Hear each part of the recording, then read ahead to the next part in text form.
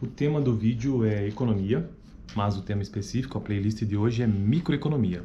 Esta é uma playlist que eu estou construindo aos poucos aqui no canal, baseada neste livro aqui, ó, Microeconomia, Princípios Básicos do Varian. Essa é uma das disciplinas mais difíceis do curso de economia. Eu já tive ela, né, em 2019. Eu já concluí a faculdade de economia, né? Concluí esse ano, inclusive, 2023, 2022, mas a colação de grau aconteceu esse ano. E eu estou construindo então esta playlist, que para mim é desafiadora, eu considero um assunto difícil, por isso que eu estou utilizando o livro. Bom, eu estou no capítulo 1 ainda, que trata sobre o mercado, beleza?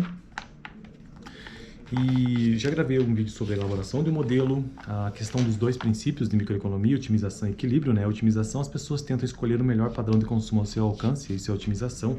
E equilíbrio, os preços ajustam-se até que o total que as pessoas demandam seja igual ao total ofertado. Já gravei um vídeo sobre isso, também já gravei sobre a curva de demanda, sobre a curva de oferta, sobre o equilíbrio de mercado, que é onde a curva de oferta e demanda se encontram. E a estática comparativa, foi o vídeo anterior, estática comparativa. E eu comecei a gravar sobre esse assunto, estática comparativa. Esse é o segundo vídeo deste assunto. Porque é um texto longo, então eu resolvi quebrar ele em dois vídeos. Bom, estática comparativa em microeconomia. Isso pensando em termos gráficos. Dá uma olhada no gráfico que ele coloca aqui, ó. Tá bom? Este é o gráfico. E se você observar, você vai ver que aqui existem curvas. Então tem uma curva de oferta e tem a curva de demanda. No eixo X você tem o número de apartamentos e no eixo Y o preço de reserva, ou o preço, né? Só quero aqui fazer, para quem está chegando agora no vídeo, o exemplo que este autor usa no capítulo 1 é o número de apartamentos, ou seja, o mercado de apartamentos específico que ele usa para elucidar todos os exemplos.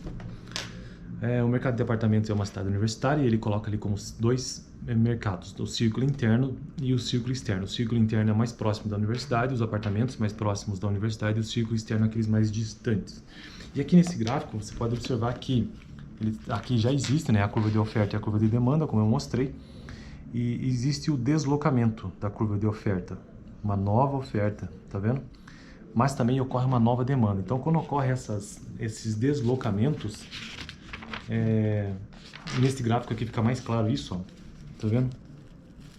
Quando ocorre esses deslocamentos de ambos os lados, isso é o que ele denomina de estática comparativa. Quer ver? Olha só o que ele diz aqui. Podemos perguntar, por exemplo, como o preço dos apartamentos varia quando vários aspectos do mercado se alteram.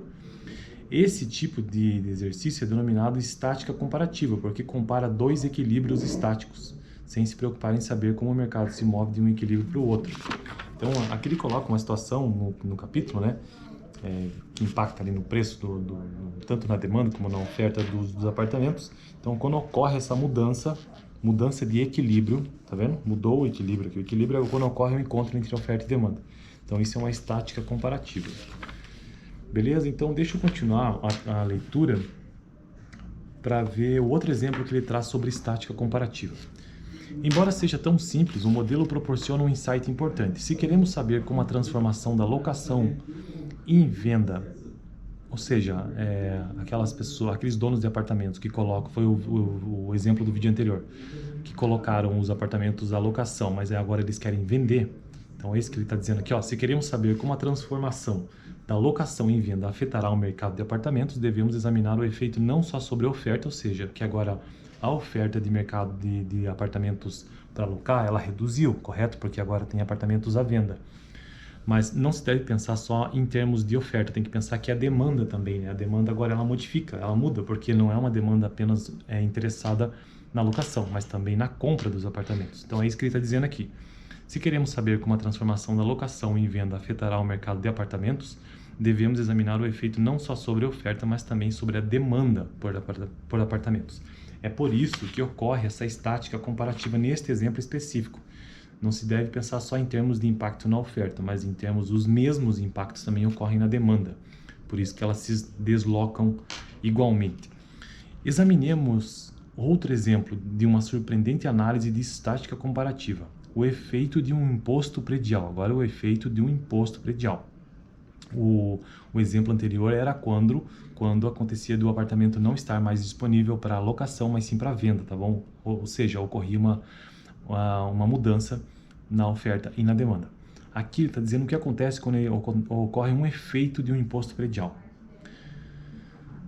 Suponhamos que a prefeitura da cidade decida estabelecer um imposto anual de 50 dinheiros sobre todos os apartamentos. Isto é, cada proprietário terá que pagar à cidade 50 dinheiros por ano para cada apartamento que possua.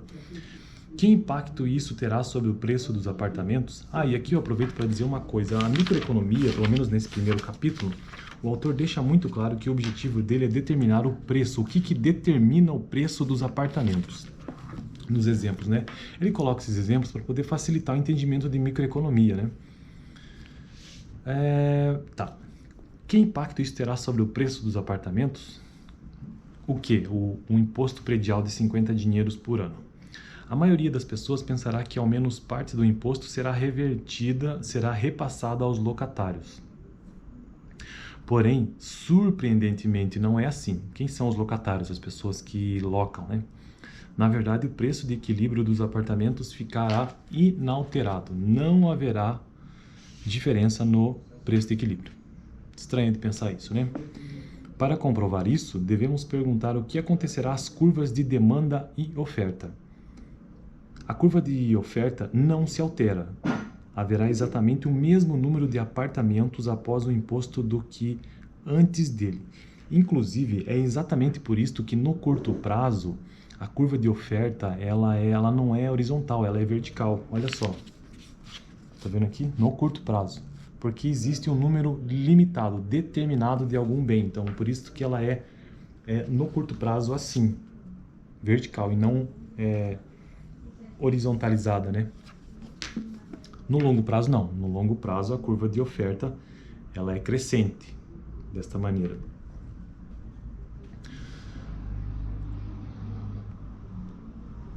A curva de oferta não se altera, haverá exatamente o mesmo número de apartamentos após o imposto do que antes dele. Então, com ou sem imposto, o número de apartamentos não muda. E a curva de demanda também não se altera, pois o número de apartamentos a ser alugado a cada preço diferente também será o mesmo. Se nem a curva de demanda nem a de oferta mudam, o preço não variará em consequência do imposto. Eis um modo de pensar nos efeitos desse imposto. Antes de sua aplicação, cada proprietário cobra o maior preço que pode conseguir para manter o seu apartamento alugado. O preço de equilíbrio P', é o mais alto que pode ser cobrado para ser compatível com o aluguel praticado com todos os apartamentos.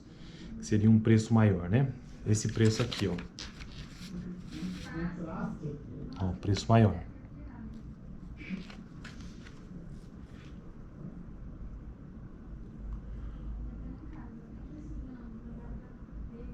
Será que os proprietários poderão elevar esse preço para compensar o pagamento do imposto? A resposta é negativa. Se eles pudessem elevar o preço e manter os apartamentos alugados, já o teriam feito. Se estão cobrando o preço máximo, veja bem, aqui existe uma condicional, se eles estão cobrando o preço máximo, tá bom? Mas pode acontecer de não ser o preço máximo do mercado. Aqui ele coloca a condição de que é o preço máximo. Se estão cobrando o preço máximo que o mercado pode suportar, não podem elevá-lo mais. Então, nenhuma parte do imposto poderá ser repassada aos locatários. Então, aqui é bem interessante, né? Ele coloca essa situação hipotética aqui, se estiver no preço máximo. E a gente pressupõe que sim, porque ocorreu um equilíbrio de mercado ali. Os proprietários terão que pagar o valor total do imposto. Então, neste caso, ele está nos afirmando que o proprietário paga o valor total do imposto. A análise depende do pressuposto de que a oferta de apartamentos permanecerá fixa. Se o número de apartamentos mudar à medida que o imposto varia, o preço pago pelos locatários deverá variar. Então, aqui são dois pressupostos que ele coloca básico, né? Primeiro, que a oferta de apartamentos não se modifica e também que o preço máximo de mercado, eles já estão cobrando o preço máximo de mercado, né? Examinaremos esse tipo de comportamento posteriormente. Daí ele coloca aqui, né? Depois de construir algumas ferramentas mais poderosas para analisar tais problemas.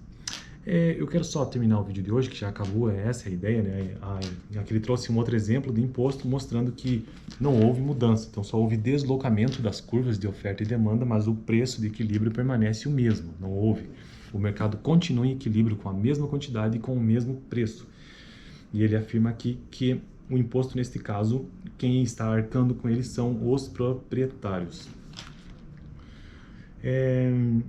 Mas antes de finalizar o vídeo de hoje, já assista inclusive esse vídeo que eu estou deixando aqui no final, que foi o primeiro vídeo sobre estática comparativa.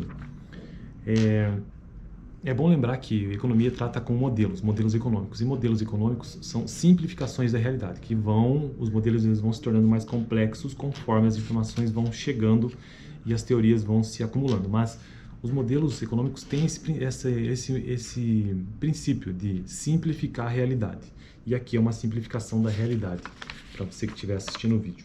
Bom, no próximo vídeo, eu vou entrar num tema aqui que se chama outras formas de alocar os apartamentos. No caso, nós estamos falando do mercado de apartamentos.